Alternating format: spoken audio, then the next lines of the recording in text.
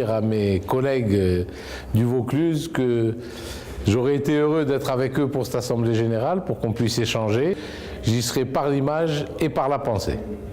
Si on aboutit aujourd'hui avec une convention qui est très importante pour le futur de nos chambres, c'est qu'on a compris qu'il y avait de l'excellence d'un côté et de l'autre, qu'on voulait additionner nos excellences pour faire encore mieux.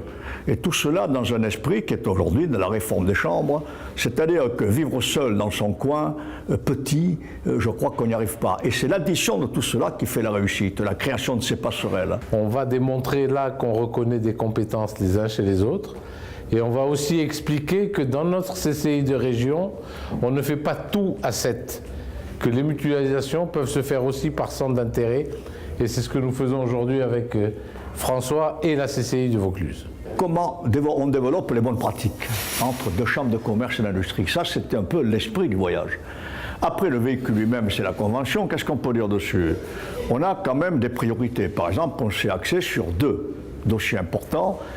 L'accompagnement des entreprises en difficulté, parce que nous avons quand même aujourd'hui un gros problème là-dessus, avec aussi une crise qui est là, et avec des ateliers en Vaucluse auxquels participent bien entendu tous les ressortissants de Nice-Côte d'Azur, et en même temps on travaille sur le dossier qui est l'alternance en matière de formation. Et là aussi, sur les 2 territoires à la fois, afin de trouver des formations que l'on va développer sur le territoire, parce qu'il y a un véritable besoin.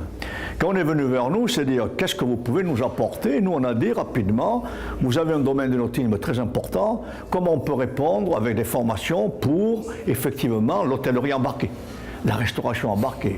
Et je crois que notre école, qui est l'école hôtelière d'Avignon, peut répondre parfaitement à cette demande.